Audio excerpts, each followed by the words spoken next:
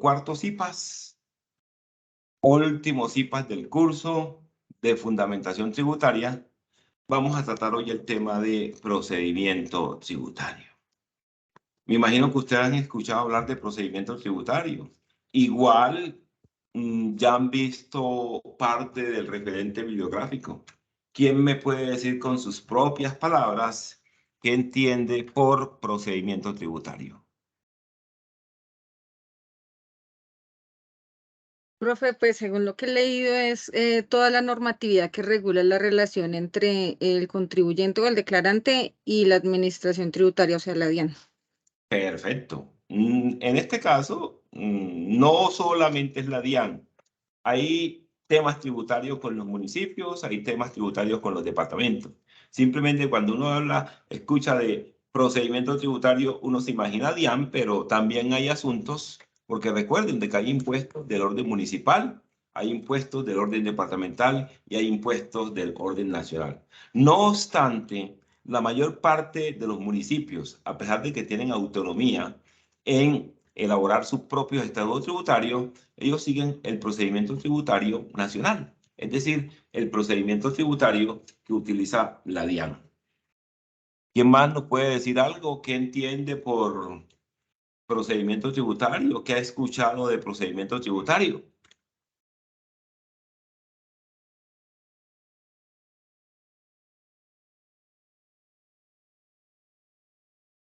Es la norma que se maneja teniendo en cuenta los impuestos también, ¿no?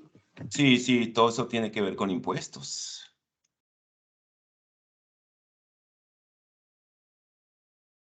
Vamos a comenzar a compartir las diapositivas que vamos a trabajar hoy.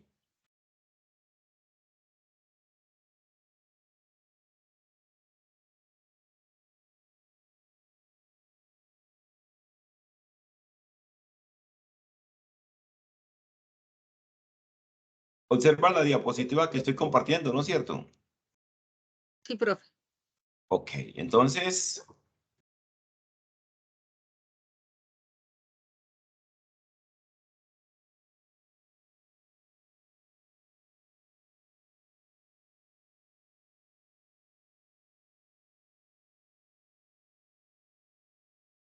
se nos quedó la pantalla en blanco. Vamos a devolvernos un poquito. Entonces, hagamos lo siguiente acá.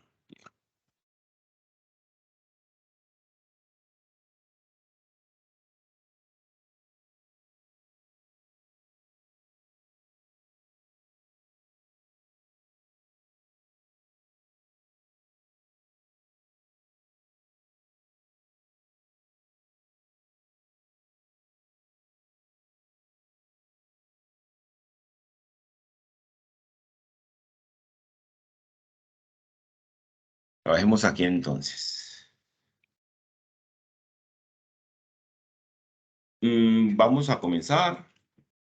¿Qué es, de qué trata este tema? El objetivo del procedimiento tributario, como dijo la estudiante, es establecer las relaciones entre el contribuyente y la administración de impuestos. Teniendo en cuenta de que tenemos administración de impuestos del orden nacional, tenemos administración de impuestos del orden departamental, administración de impuestos del orden municipal. Otro objetivo es el siguiente: determinar los límites del contribuyente y la administración de impuestos de acuerdo a la norma o ley. Cuando hablamos de límites es hasta dónde puede actuar el contribuyente, hasta dónde puede actuar, digamos, la administración tributaria. Definición. Miremos qué es procedimiento tributario. Procedimiento tributario no es otra cosa que un conjunto de normas y principios que Profe, qué pena lo regulan. interrumpo. No está compartiendo Bien, pantalla. vamos a irnos para acá entonces. Bien.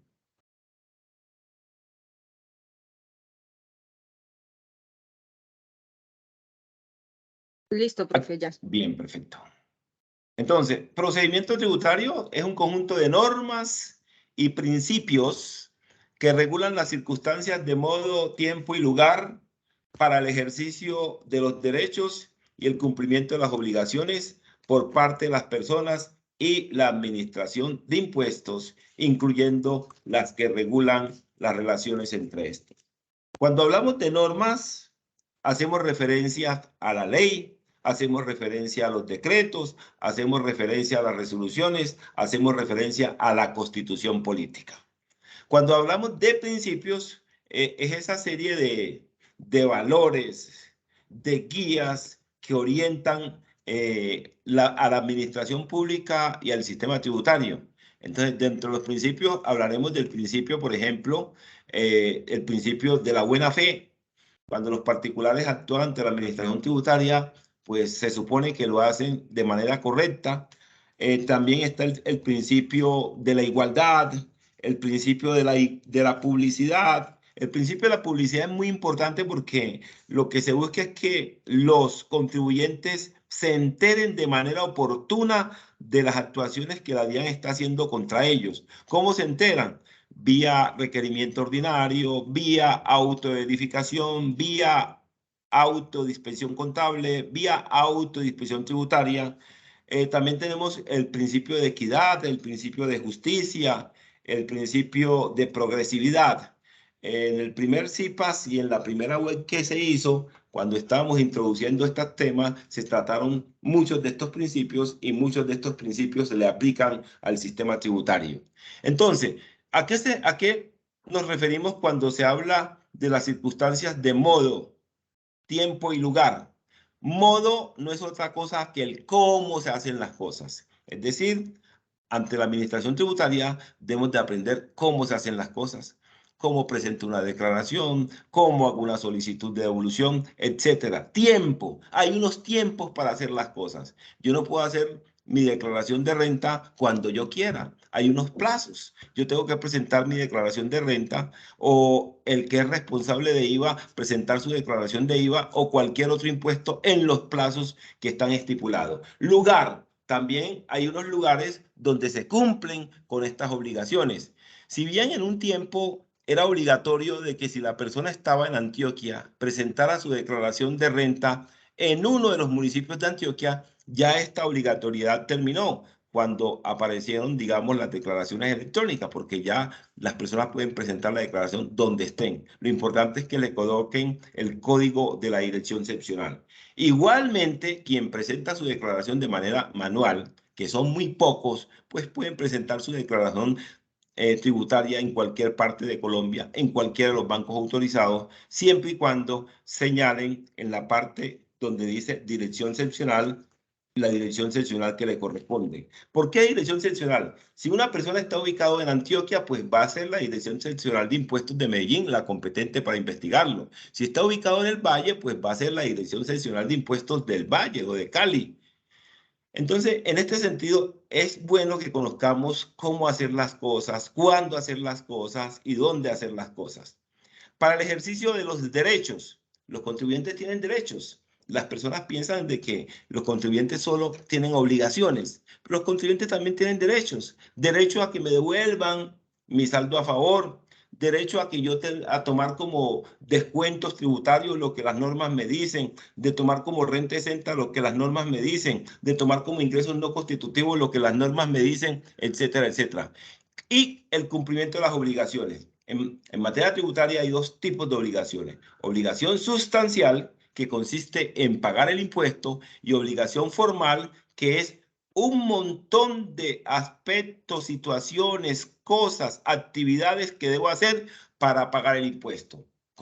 Tales como inscribirme en el RUT, facturar, llevar contabilidad, etcétera, por parte de las personas y la administración de impuestos, incluyendo las que regulan las relaciones entre estos. Es decir, aquí hay una serie de normas, de principios, de circunstancias de modo, tiempo y lugar que tanto los contribuyentes como la administración tributaria debe cumplir, debe acatar. La administración tributaria pues no puede investigar cuando quiera, ¿no? Es cuando las normas le establecen los tiempos y los lugares donde debe o puede investigar. Entonces, en resumidas cuentas, procedimiento tributario es un conjunto de normas y principios que regulan las circunstancias de modo, tiempo y lugar para el ejercicio de los derechos y el cumplimiento de las obligaciones por parte de las personas y la administración de impuestos, incluyendo las que regulan las relaciones entre estos.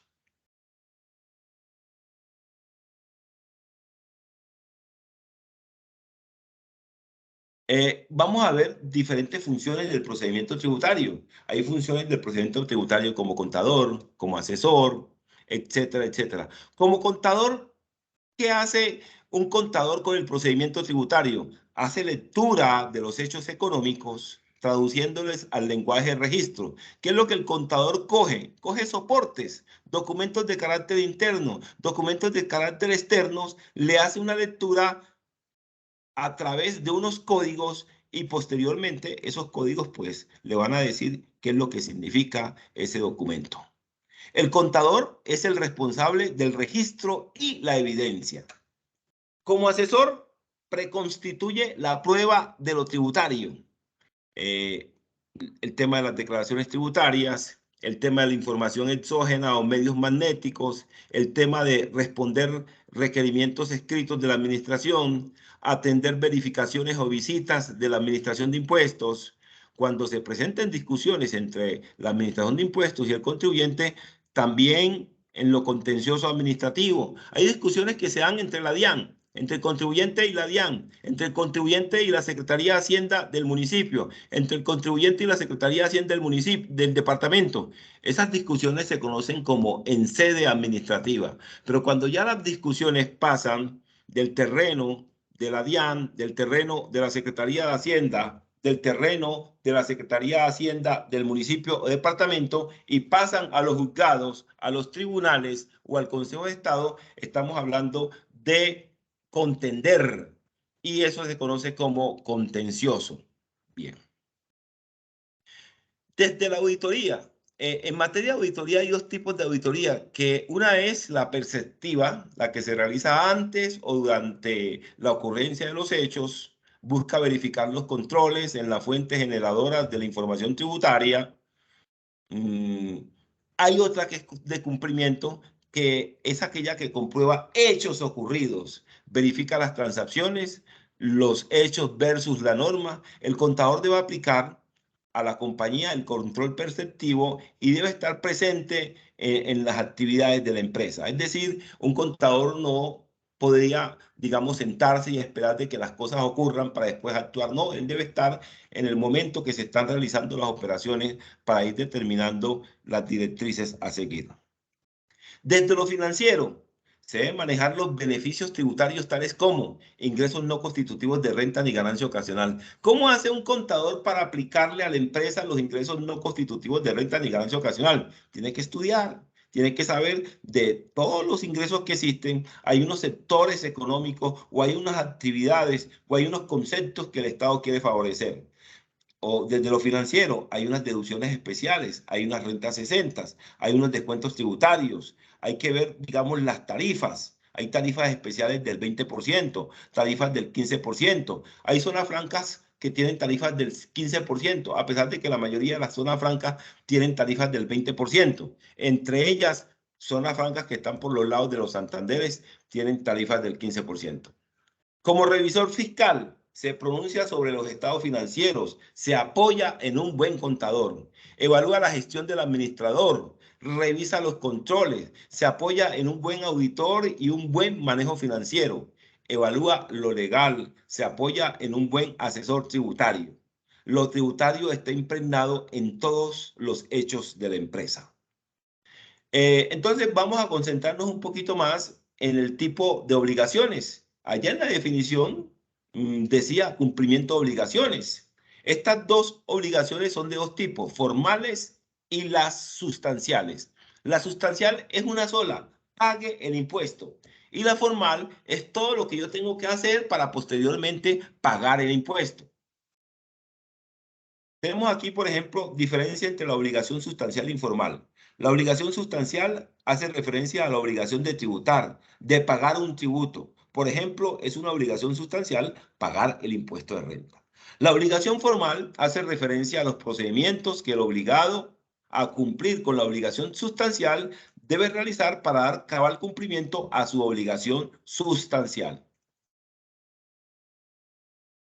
Para pagar el impuesto se debió surtir una serie de procedimientos y trámites que no son otra cosa que las obligaciones formales.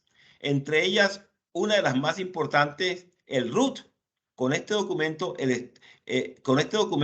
Estado, digamos, determina muchos aspectos. Aquí tenemos el tema del RUT, Registro Único Tributario. ¿Qué es el RUT? El Registro Único Tributario, RUT, constituye el mecanismo único para identificar, ubicar y clasificar a las personas y entidades que tengan la calidad de contribuyentes, declarantes del impuesto y no contribuyentes declarantes de ingresos y patrimonio, los responsables del régimen común. Ya simplemente hoy en día llamamos responsables de IVA, porque ya el régimen común pues ya desapareció. Ya hablamos de responsables de IVA. Los pertenecientes al régimen simplificado también ya desaparecieron. Hoy en día hablamos de los no responsables, para que más o menos vamos teniendo claridad sobre esto, los no responsables.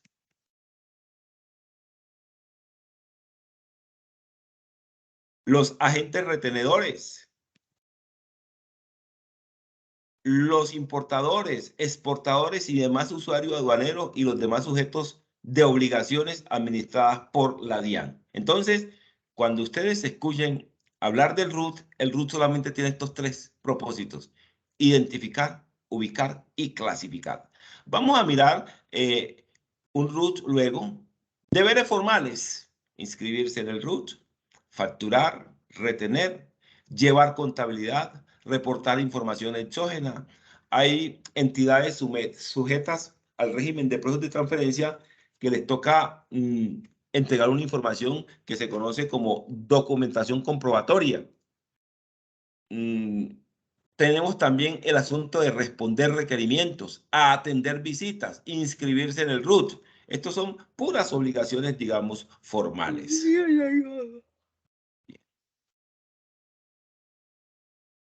Miremos aquí un RUT y aquí tiene la palabra identificar. En la parte donde tenemos aquí, y si ustedes observan más abajito, yo creo que de pronto no lo alcanzan a ver bien, pero hay una parte donde dice identificación. Y ahí están, digamos, la información que permite identificar a esa persona. Aquí tenemos el caso de una persona natural, cuya cédula es 79-243-171. Esa persona que tenemos aquí se llama Anzola Aguilar César Evelio. Aparece, digamos, su número de cédula, aparece la fecha de expedición, lugar de expedición, departamento de expedición, ciudad de expedición. Esto que está aquí es lo que se conoce como identificación en el RUT. Miremos ahora la parte de ubicar. En la parte de ubicar tenemos tenemos ubicación y aparece de que Bogotá, Distrito Capital, es el departamento y Bogotá, Distrito Capital, es el municipio. Es una particularidad que tiene Bogotá, que Bogotá es municipio y Bogotá es Distrito Capital. Aquí tenemos la dirección, carrera 13, 3876, apartamento 506. Aquí está el correo electrónico. Esto es todo lo que tiene que ver con la parte de ubicar en el RUT. Recuerden de que allá el propósito... Tengo una pregunta, qué pena. Sí. ¿Por qué tiene dígito de verificación el RUT, perdón? Eso fue porque se quedó con eso y no se ha quitado. El dígito de verificación es una especie de algoritmo, es una fórmula matemática que dependiendo de la cantidad de números que lo componen va a dar un dígito de verificación, pero el dígito de verificación hoy en día no tiene ningún uso. En un tiempo, inclusive, según el dígito de verificación de las personas naturales era el vencimiento para declarar, pero hoy en día no tiene ningún uso ese dígito de verificación.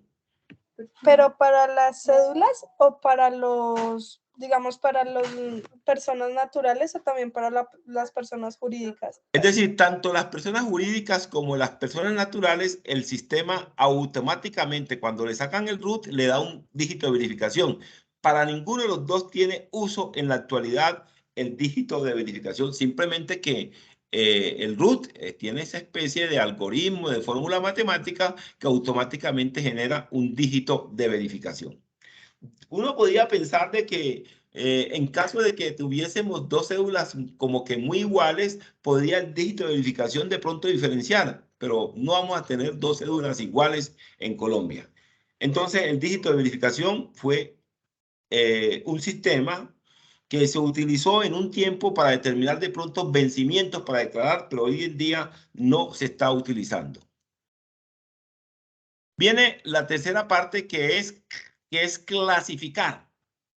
Aquí, en esta parte de clasificar, aparecen los códigos de las actividades económicas, aparece una actividad económica principal, una actividad económica secundaria y otras actividades. Y hay una parte donde dice responsabilidades, calidades y atributos. Y en esa parte que dice responsabilidades, calidades y atributos, hay una serie de responsabilidades. Por ejemplo, el 03 es impuesto del patrimonio, el 05 es impuesto de renta y complementario, régimen ordinario, el 07 es retención en la fuente y así, etcétera, etcétera, etcétera. Acá abajito tenemos también, por ejemplo, los códigos 22 y 23. Estos códigos significan de que la persona es importadora y exportadora. Si ustedes observan, acá dice obligados aduaneros. Profe, una pregunta, ¿y Sí. dónde está la definición de esas responsabilidades en el Estatuto Tributario? No, normalmente si las personas de pronto entran a la página de la DIAN y ven el instructivo del RUT, en el instructivo del RUT están, digamos, toda esta serie de responsabilidades, como para entenderla. Nosotros aquí vemos la 03 y la última es la 52. Hay muchas más, hay, digamos, 90 y pico de responsabilidades. Simplemente de que, dependiendo. Sí, te escuchamos. Qué pena. Bueno, también tenemos las actividades económicas, ¿no? Sí, ahí arribita están las actividades económicas que son los códigos SIUT. Esto lo conseguimos en la resolución 139 de 2012. Esa resolución creo que ha tenido unas modificaciones posteriores también.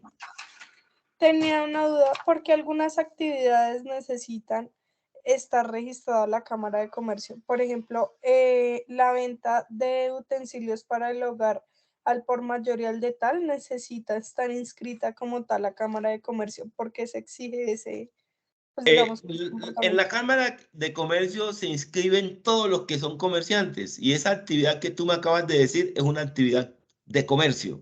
Por ejemplo, hay unas actividades que no son catalogadas como de comerciantes por el Código de Comercio, entre ellas las profesiones liberales. Una persona que solamente se dedica a ser contador o a ser abogado no necesitaría inscribirse en la Cámara de Comercio porque esa es una profesión liberal que no es de comercio.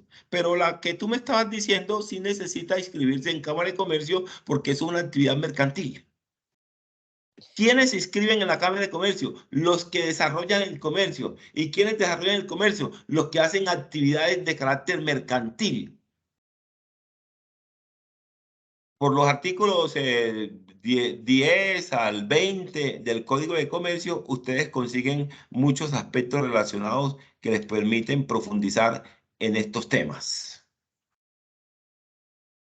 ¿Quiénes están obligados a cumplir los deberes formales? Ya vimos que allá teníamos inscribirse en el RUT, declarar, facturar, retener, atender requerimientos, atender visitas, etcétera, etcétera. Presentar declaraciones. ¿Quiénes están obligados a cumplir esos deberes formales? Normalmente los contribuyentes o responsables directos del pago del tributo deberán cumplir los deberes formales señalados en la ley o en el reglamento, personalmente o por medio de sus representantes y a falta de estos por el administrador del respectivo patrimonio. Es decir, si estamos hablando de personas naturales, quien debe cumplir con su deber formal es la misma persona natural. Si estamos hablando de personas jurídicas, serían sus representantes. Si estamos hablando de niños menores de edad, serían sus representantes, que puede ser uno de sus padres. Si no tiene padres, pues sería un tutor o un curador, etcétera, etcétera. Lo importante es que quien debe cumplir con los deberes formales, si es una persona natural, es él. Y si es una persona jurídica, es su representante apoderado, etcétera, etcétera.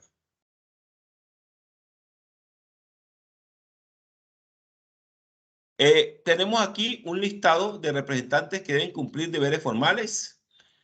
Deben cumplir los deberes formales de sus representados sin perjuicio de lo dispuesto en otras normas, los padres por sus hijos menores, en los casos en que el impuesto debe liquidarse directamente en los menores. Hay niños que tienen que declarar renta.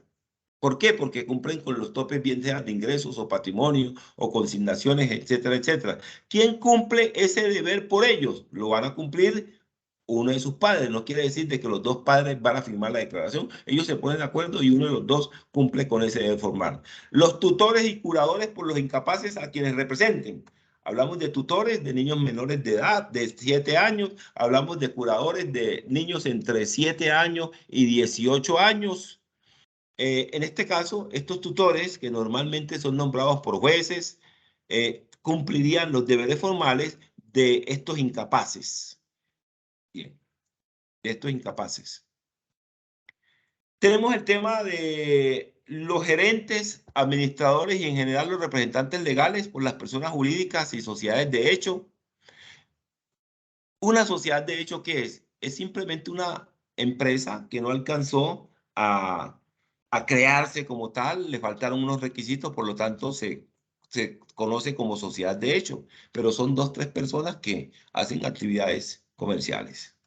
Tenemos el tema de los albaceas con administración de bienes. Por las sucesiones y a falta de los albaceas, los herederos con administración de bienes. Albacea es aquella persona que administra una herencia. Es decir, falleció una persona y, digamos, el futuro difunto en vida consideró de que tal persona era quien iba, digamos, a administrar esos bienes mientras que se repartía, digamos, toda la herencia. Los jueces también nombran albaceas cuando no hay, digamos, acuerdo. Pero si todos los hijos se ponen de acuerdo, pues uno de los hijos puede administrar los bienes. ¿Qué es lo que se busca? Hay una serie de deberes que tiene que cumplir o seguir cumpliendo el futuro difunto, y el futuro difunto va a dejar de cumplir esos deberes, sobre todo tributarios o de otra índole, cuando ya en el caso de la herencia sea repartida. Ahí ya dejaría de existir. Un difunto que deja bienes, en el caso de la DIAN, que es declarante de renta, él va a dejar de existir es cuando ya reparta todos sus bienes. No cuando se murió, sino cuando reparta todos sus bienes. ¿Qué significa esto? De que a él le va a tocar seguir declarando. Lógicamente que él no es quien haría la declaración, sino que es uno de sus herederos o el albacea. También tenemos los administradores privados o judiciales, los donatarios y asignatarios por las respectivas donaciones o asignaciones. Cuando alguien dona algo, el que recibe la donación se conoce como donatario. Le toca declarar renta si esa donación lo hace o lo vuelve declarante de renta. Asignatario, ¿qué es?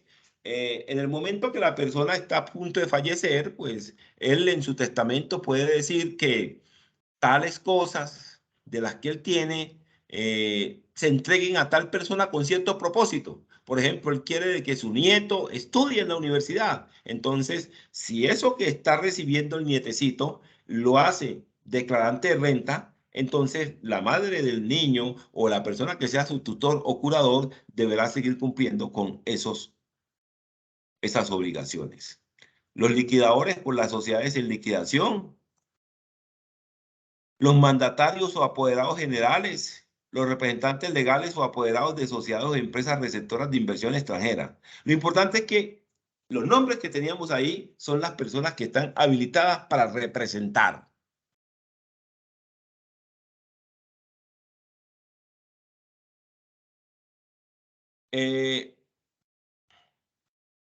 Vamos a analizar unos casos que son importantísimos en el quehacer tributario, cuando una declaración se da por no presentada. El artículo 580 del Estatuto Tributario contiene 4 aspectos que dan por no presentada una declaración. Los dos primeros que tenemos aquí en rojo, pues son aspectos que ya quedaron derogados, que ya no se aplican debido a la evolución que ha tenido, digamos, este sistema de declaraciones. Cuando la declaración no se presenta en los lugares señalados para tal efecto, ¿qué pasaba? Si una persona estaba ubicado en Bogotá y de pronto lo cogió la noche en Barranquilla. Allá en Barranquilla no podía presentar la declaración, porque él tenía que presentar la declaración en Bogotá. O si era de Antioquia, tenía que presentarla en cualquier municipio de Antioquia, pero lo cogió la noche por allá por Valledupar. Entonces, era una declaración que ya iba a ser extemporánea. Cuando no se suministra la identificación del declarante o se haga en forma equivocada. Hoy en día es imposible cometer este error. ¿Por qué? Porque simplemente da el NIT y ya prácticamente salen todos los datos de ese declarante. Este C sí tiene cierta aplicabilidad. Este C hace referencia a lo siguiente: cuando no contenga los factores necesarios para identificar las bases grabables. Las bases grabables son, digamos, cifras que resultan de otras cifras. Entonces, la idea es que se sepa de dónde salen esas cifras. Una base grabable puede ser un valor al cual se le puede aplicar, digamos, un impuesto. Este aspecto que está aquí sí es bueno que le prestemos mucha atención, pero mucha atención. Cuando no se presente firmada por quien deba cumplir el deber formal de declarar o cuando se omita la firma del contador público o revisor fiscal existiendo la obligación legal.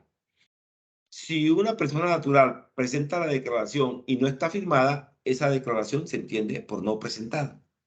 Si una declaración que debe ser firmada por contador público no es firmada por contador público, esa declaración se entiende por no presentada. Si una declaración debe ser firmada por un revisor fiscal porque la empresa está obligada a tener revisor fiscal y no lo hace, esa declaración se tiene por no presentada. ¿Quiénes están obligados a llevar contabilidad? La obligación de llevar contabilidad está regulada por la ley comercial y no por la tributaria. De manera que una persona que la ley comercial no obliga a llevar contabilidad, no se verá obligada por el hecho que la ley tributaria lo haya hecho. Por ejemplo, los responsables del régimen común, que en ese tiempo eran de régimen común y que ahora son responsables de IVA, ellos de pronto si comercialmente no estaban obligados a llevar contabilidad, el artículo 509 del Estatuto Tributario les establece una serie de parámetros o de informes que deben de hacer.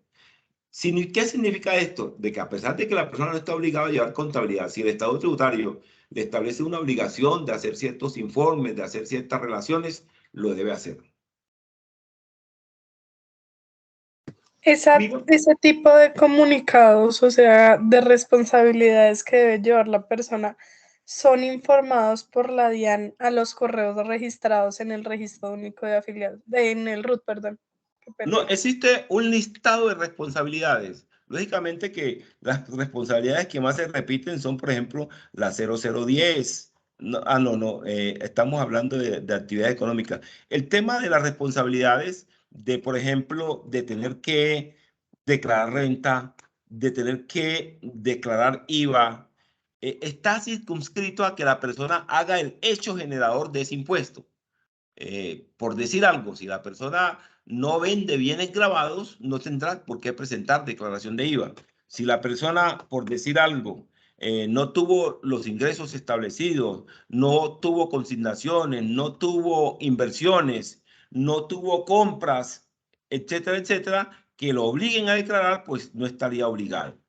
O sea, las responsabilidades en el RUT, en la parte de responsabilidades, está relacionada como con muchos impuestos, hace referencia a que la persona realice el hecho generador, por lo tanto le toca cumplir con esa obligación de declarar, retener, etcétera, etcétera. Perdón, Vamos a mirar. profesor, habla Luz Sí, Marina Helves. sí. Si, por ejemplo, un colombiano que vive en el exterior y hace consignaciones, abre una cuenta acá en Colombia y hace consignaciones, ¿también tendría él que pagar? ¿O También qué? tendría ¿Cómo que... haría? Sí, mira, si esas consignaciones superan los 1.400 VT, tendría que declarar, no que pagar, sino que declarar, porque resulta ¿Declarar? que, por ejemplo, si una persona está recibiendo consignaciones, si esas consignaciones no son para él, sino que son para otra persona, tendrá que explicarle a la DIAN en la declaración diciendo que recibió tanto, pero que eso es de tal persona. ¿Cómo No, declaramos por eso? ejemplo, ellos abrieron cuenta acá en Colombia y compraron un terreno. Ellos, ¿cómo harían esa declaración? Ya ahí lo que están haciendo es prácticamente una especie de inversión extranjera. Esa persona no puede, es decir, no pueden venir acá unos extranjeros y comprar un terreno y no declararlo. Estarían cometiendo de pronto una irregularidad. Ellos, si es un extranjero que viene acá, No, un colombiano que vive en el exterior. pero él es colombiano. Es colombiano. Ah, no, si él es colombiano, él puede hacer aquí en su Colombia lo que quiera. Y si no ha perdido la nacionalidad, con más veras. Y si perdió la nacionalidad, también puede, cuando me refiero a que perdió la nacionalidad es porque de pronto ya es nacional de otro país. Sí, señor.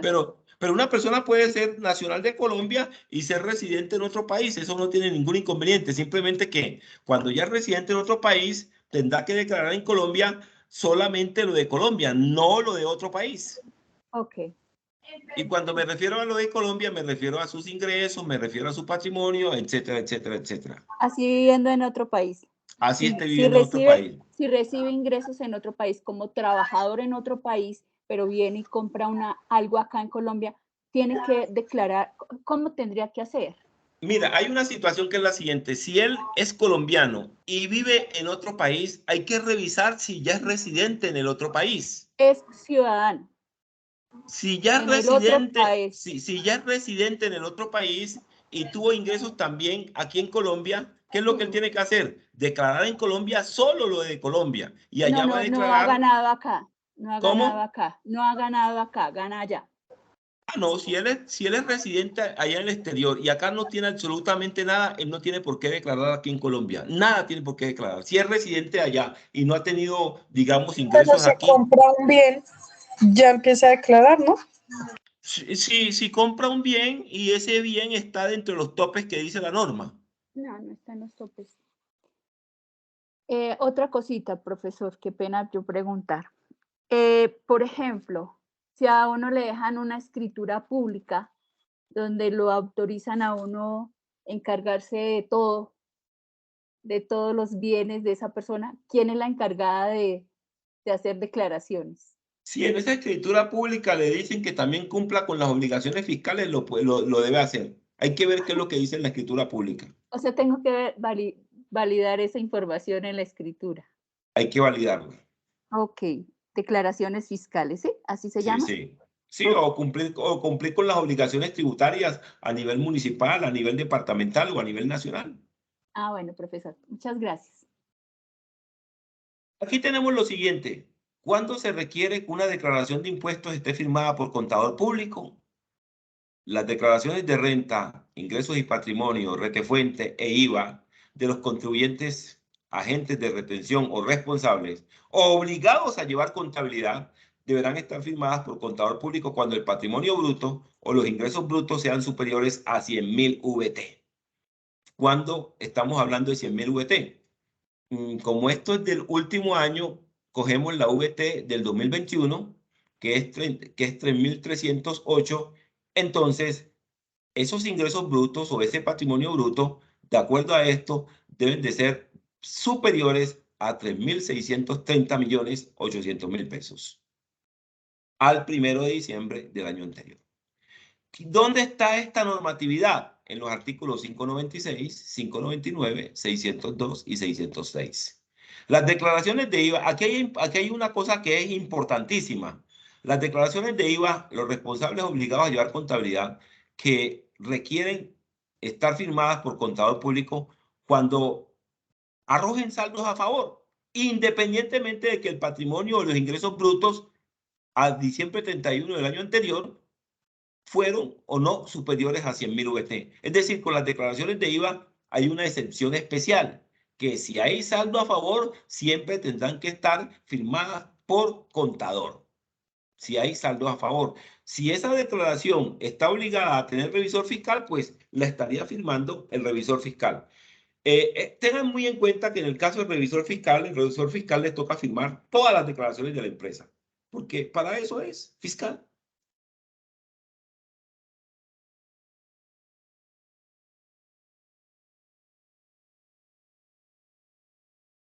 ¿Cuándo se requiere que una declaración de impuesto esté firmada por revisor fiscal? Ya vimos cuándo tiene que estar firmada por contador. Si se trata de renta, si se trata de ingresos y patrimonios, si se trata de IVA, si se trata de retefuente, cuando superen los 100.000 VT. Pero si hay una declaración de IVA que tiene saldo a favor, no se le mida topes. Entonces, ¿cuál es esa confusión? ¿Por qué? Cuando una declaración de IVA que no tiene saldo a favor tiene que estar firmada por contador, que supere los 100.000 VT. Que no tiene saldo a favor tiene que estar firmada por contador cuando supere los 100.000 VT.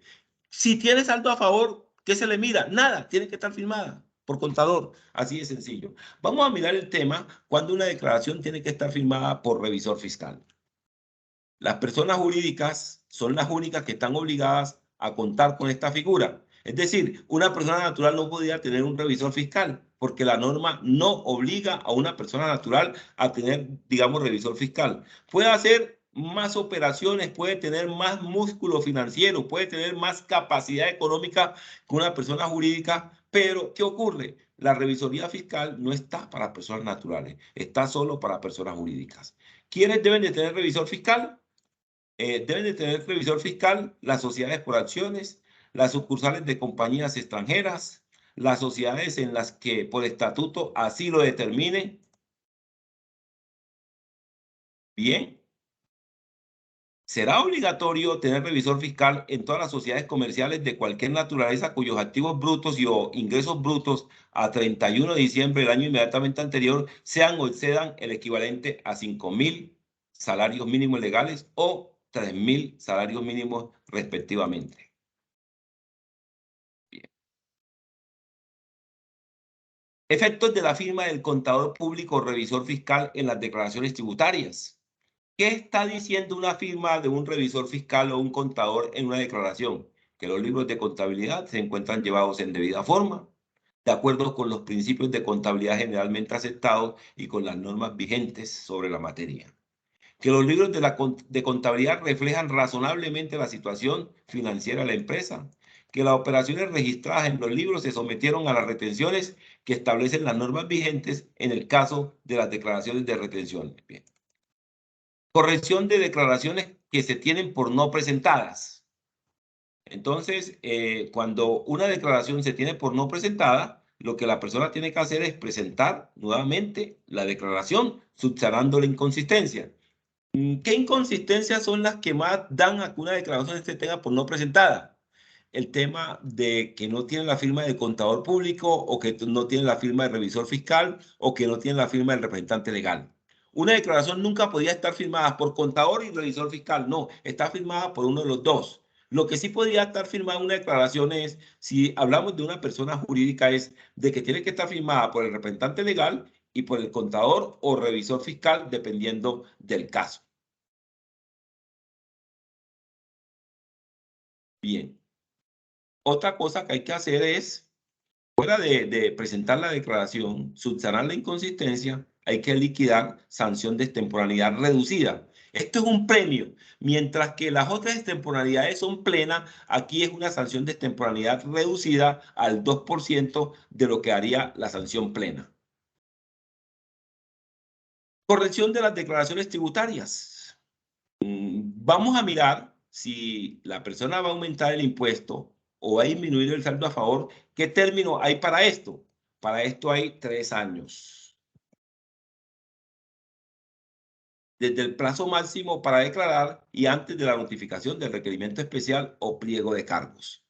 Hablamos de que tienen 3 años para, digamos, corregir las declaraciones que correspondan al año gravable que se presentaron en el año gravable 2020, es decir, las que se comiencen a presentar a partir del 1 de enero del año 2020, porque la ley 2010 pues estableció esta situación. Antes los contribuyentes, si estamos hablando de declaraciones 2018 hacia atrás, tenían 2 años para corregir. Si hablamos de declaraciones del 2020 que hayan sido presentadas del 2020 en adelante, ¿qué declaración se presenta en el 2020? La de renta 2019. ¿Qué otras declaraciones se presentan en el 2020? IVA, retefuente y correspondan a esos años gravables. Entonces, el término para corregir, si usted va a aumentar el impuesto, usted va a disminuir el saldo a favor, es de 3 años a partir del vencimiento para declarar.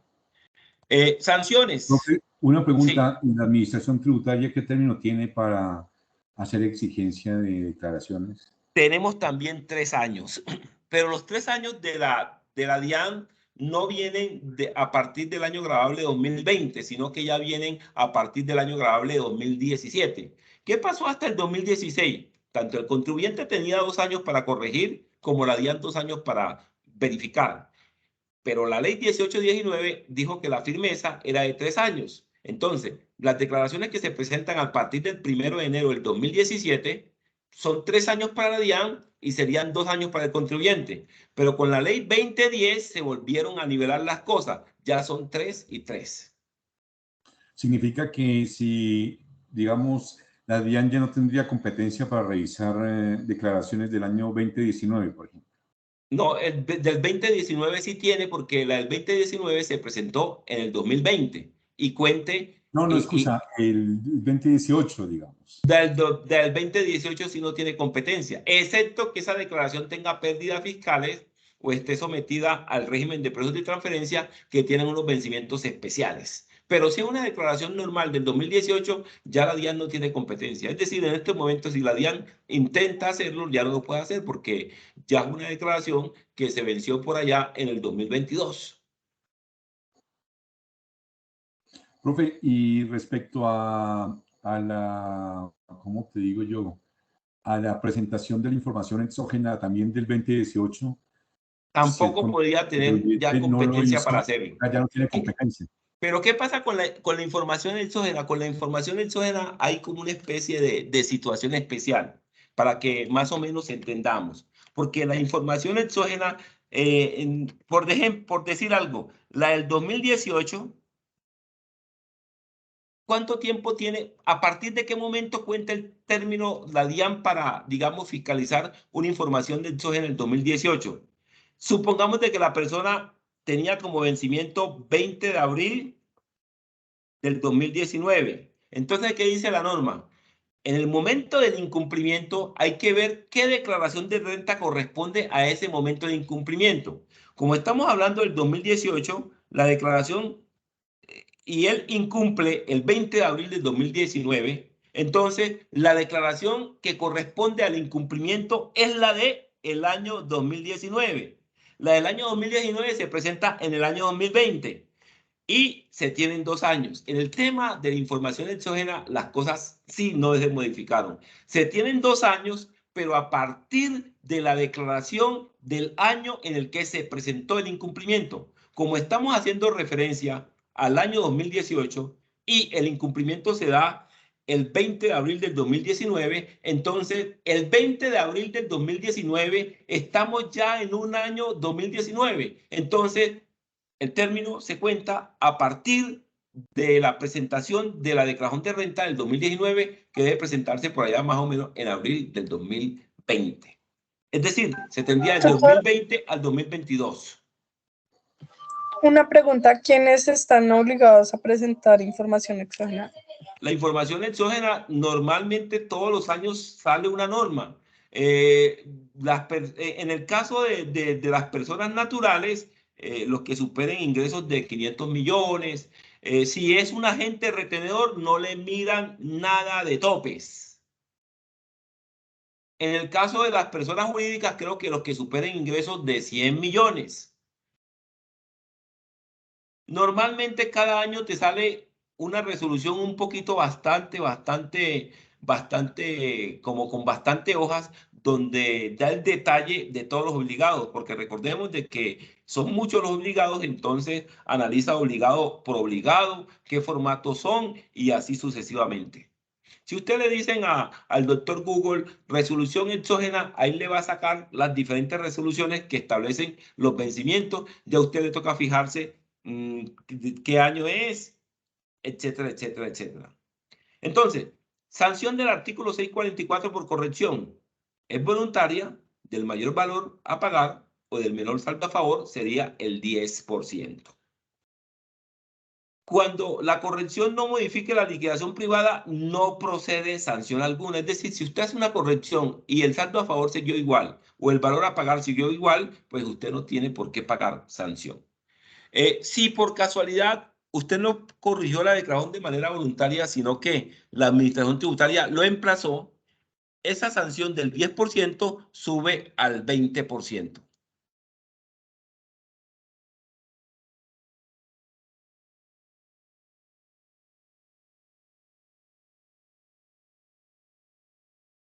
Hay, digamos, unos aspectos que se pueden corregir sin pagar sanción, que son, digamos, los siguientes.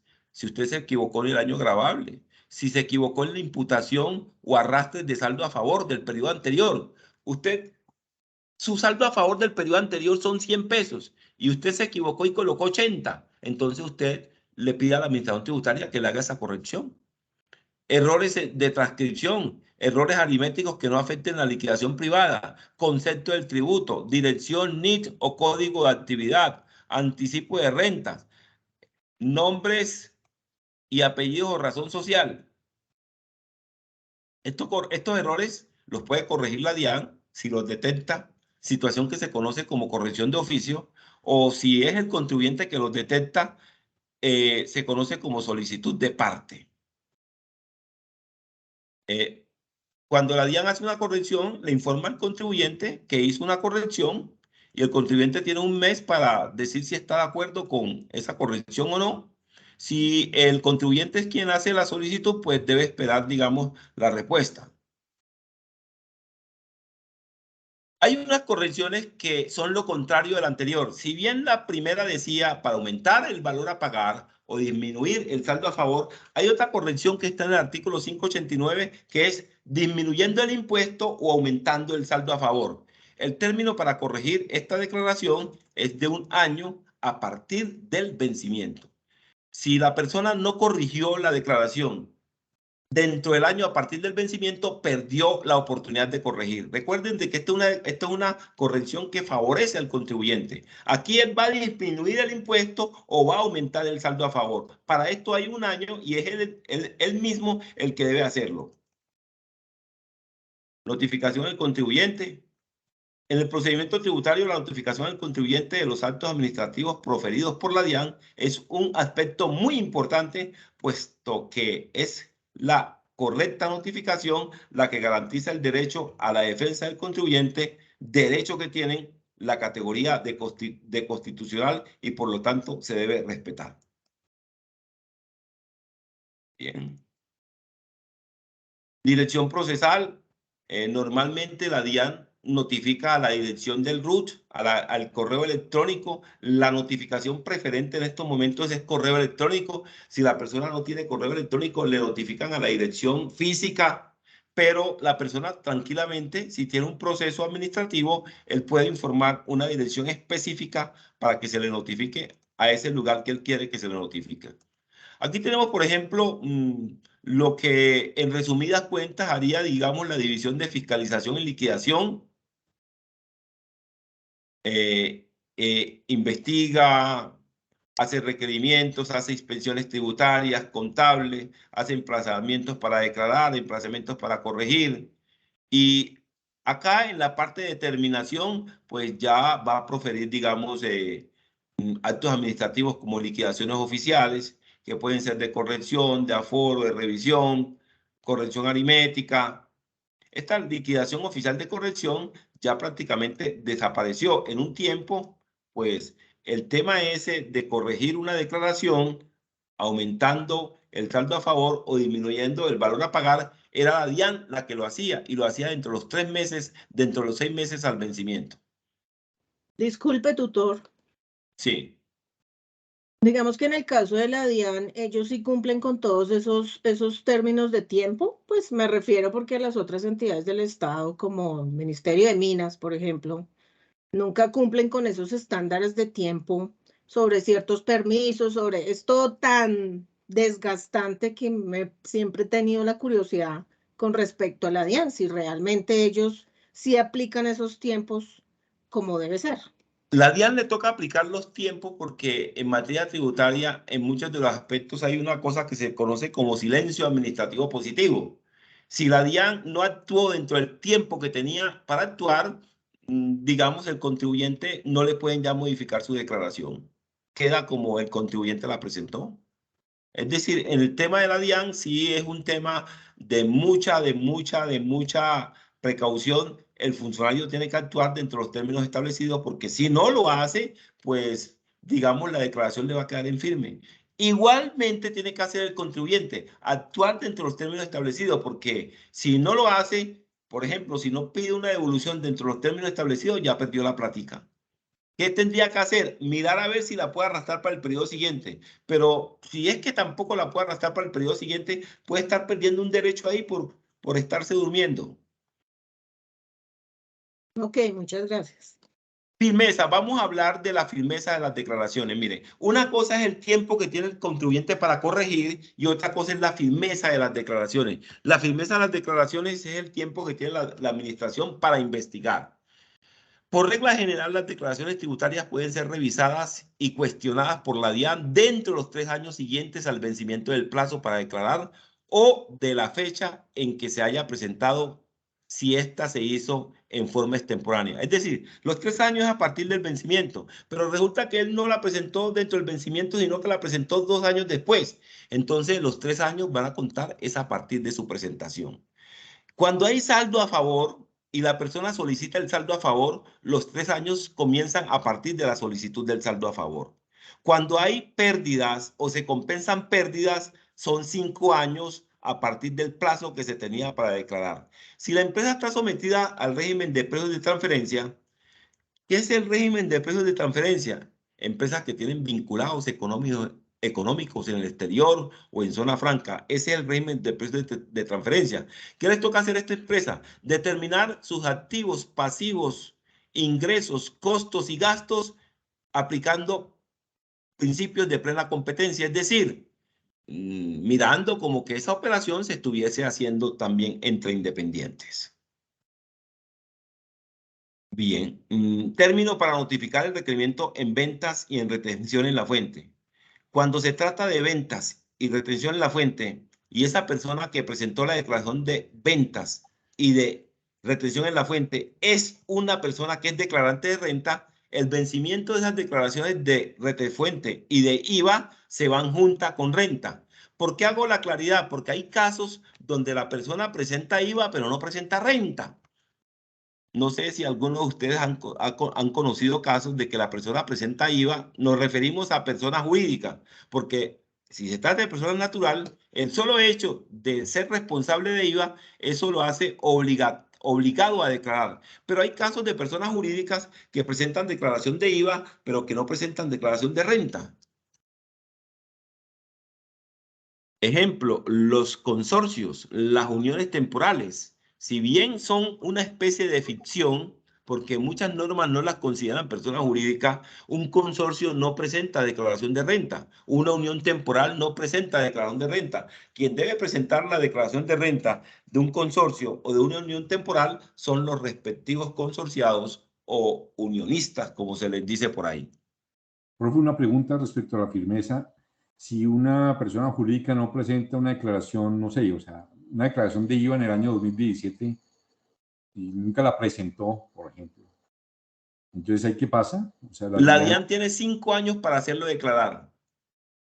Exacto, pero entonces, digamos, 17 y 5, 22, si después del año 22 no lo investigó, ¿se perdió esa plática? Se perdió esa plática, se perdió esa plática. Si pasaron los 5 años y la DIAN no lo hizo declarar, ese procedimiento se conoce como procedimiento de aforo y comienza con un emplazamiento para que declare. Si la persona no declara, lo sanciona por no declarar y posteriormente la DIAN elabora la declaración. Aforar es elaborar la declaración.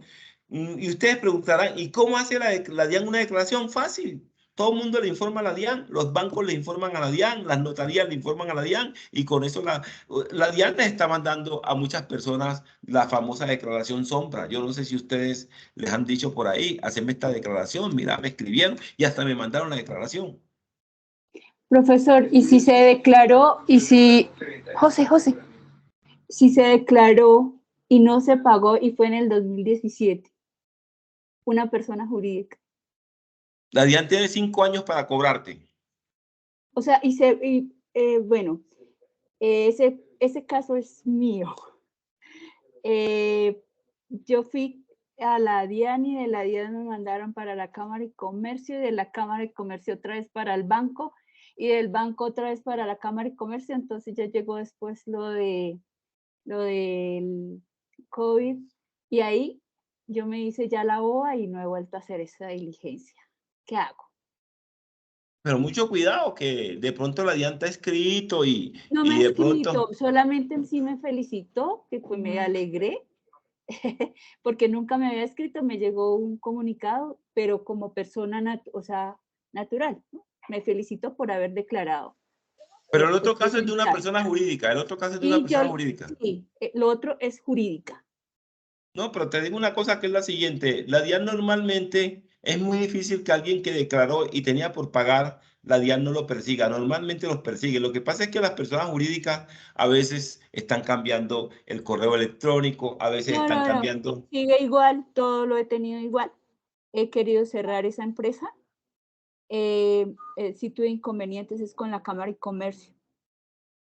Ese es he tenido ahí como mi inconveniente. ¿Y por qué? ¿Y Y por qué? ¿Y por qué es inconveniente?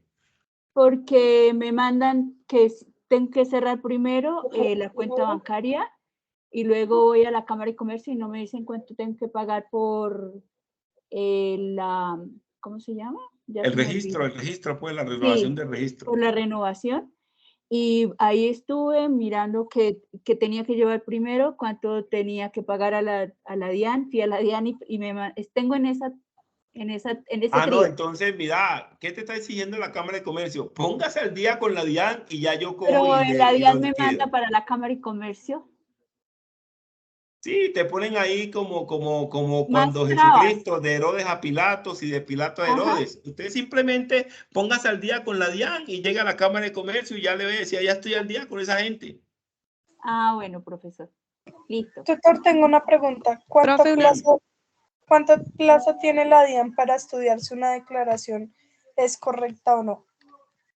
3 años normalmente. Y si se trata de pérdidas fiscales, 5 años. Si se trata del régimen de precios de transferencia, 5 años. Si se trata de solicitudes con saldo a favor, 3 años a partir de la solicitud del saldo a favor. Si la persona presentó la declaración de renta de manera extemporánea, los 3 años se cuentan a partir de la presentación extemporánea. Pero en la generalidad de los casos, si no es saldo a favor, mucho cuidado, cuando se trata de saldo a favor, no es tanto que la declaración tenga saldo a favor, sino que lo soliciten devolución. Si no es de las que tienen pérdidas fiscales o compensan pérdidas fiscales, como tampoco es de aquellas que están sometidos al régimen de precios de transferencia, entonces la firmeza normalmente es de 3 años a partir del vencimiento para declarar. profe, una pregunta. Cuando se declara y no se paga, bueno, yo en algún momento había escuchado que si se declaraba, por ejemplo, la retención en la fuente, se presentaba pero no se pagaba, se daba por no presentada. No, ¿Aún es así? en las declaraciones de retención en la fuente hay una figura que se llama ineficacia.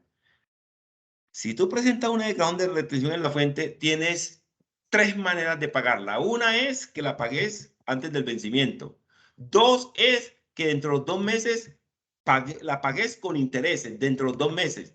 Y la última es que tú tengas un saldo a favor anterior y dentro de los 6 meses de haber presentado la declaración de retención en la fuente, solicites la compensación. Si tú no haces ninguna de esas 3 posibilidades, esa declaración es ineficaz. ¿Qué significa que es ineficaz? No existe, te toca presentar otra.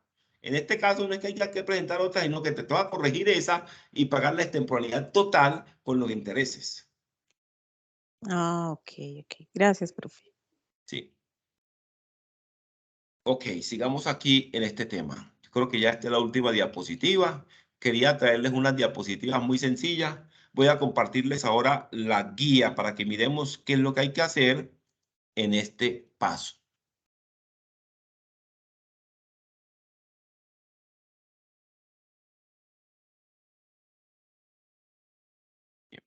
La guía.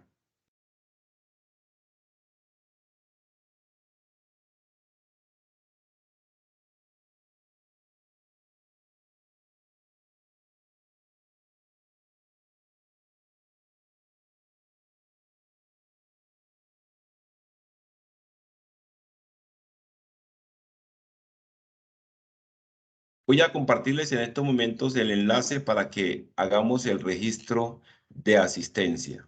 Este CIPA se llama procedimiento tributario.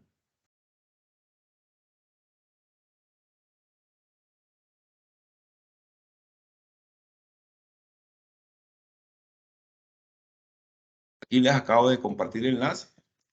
Registremos la asistencia en estos 2 minuticos para que procedamos a ver la guía en estos momentos.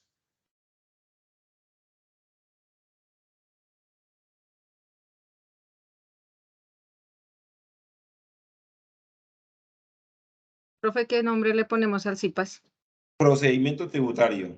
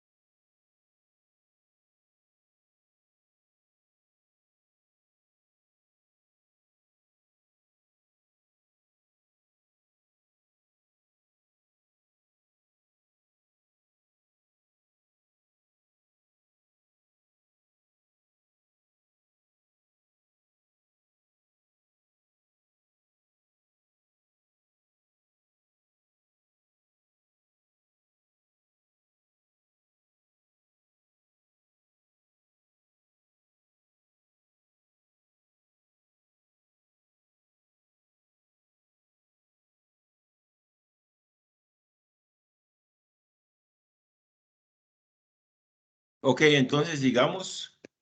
¿Observan la guía que estoy compartiendo?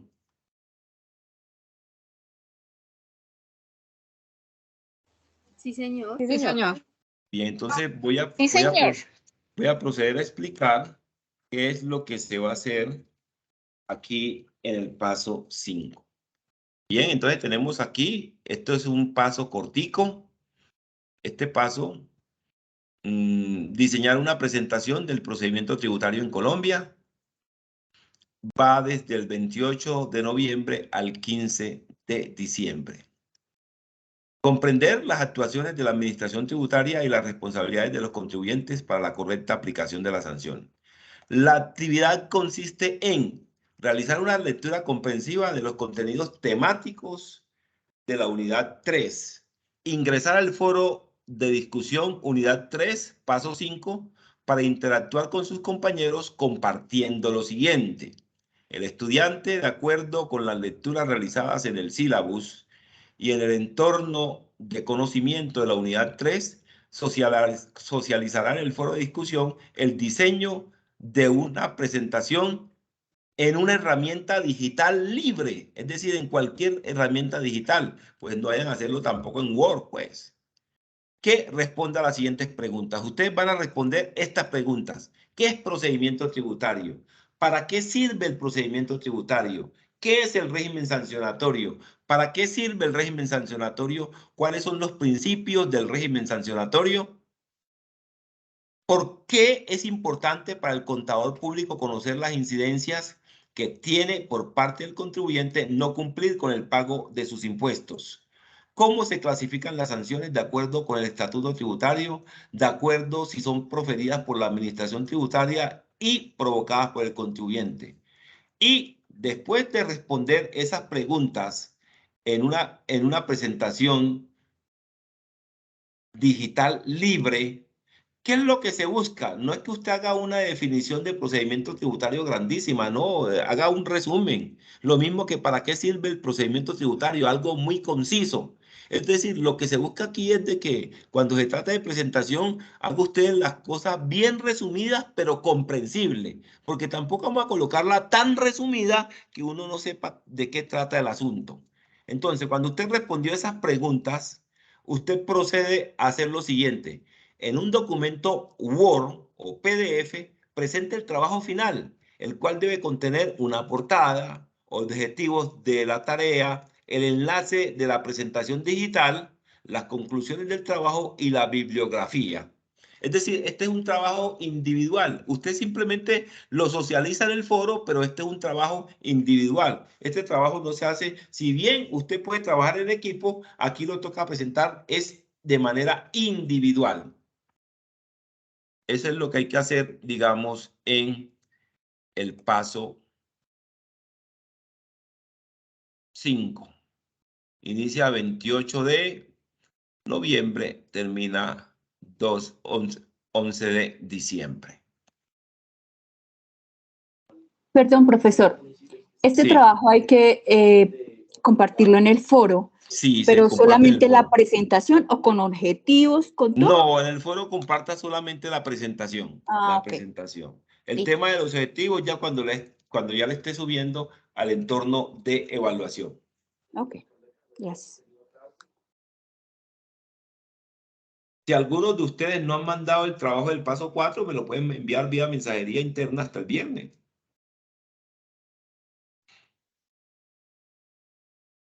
Traten de hacer su registro de asistencia. Ya creo que este es el último momento que nos vemos así, como charlando, escuchando las voces. Espero de que nos veamos algún día por ahí. Este camino es largo, largo, largo, largo y culebrero, como dicen por ahí las personas. Entonces, ha sido para mí un gran placer haber estado con ustedes. Espero que sigan adelante, que se enamoren de esta carrera. Esta carrera es buenísima. Esta carrera es de las pocas carreras en Colombia que la persona puede ser contador en cualquier parte del mundo. Hoy en día ya no existe esa restricción, cosa que no puede hacer el abogado, pero el contador sí puede ser contador en cualquier parte del mundo. Ahora con el tema de las normas internacionales de información financiera y las normas internacionales de contabilidad, una persona puede ser contador en cualquier parte del mundo. Así que es un gran reto. Tienen una profesión que la pueden desempeñar en cualquier parte del mundo. ¿Qué más que eso para uno animarse y de pronto ser contador por allá en otra parte, en la China? De pronto la China es complicado por lo del idioma, pero se aprende el idioma. Pero en cualquier parte del mundo de habla hispánica, inglesa, francesa, portugués, que por lo menos se maneja el mismo sistema de numeración, pues tendríamos como que la posibilidad de desempeñarnos en estas tareas. No habiendo más temas que tratar, les deseo una feliz noche y por favor terminen de hacer los registros de asistencia los estudiantes que no lo han hecho. Gracias, Doctor, profe. muchas Muchísimas gracias. gracias, profe, por Gracias, todo. doctor. Gracias, doctor.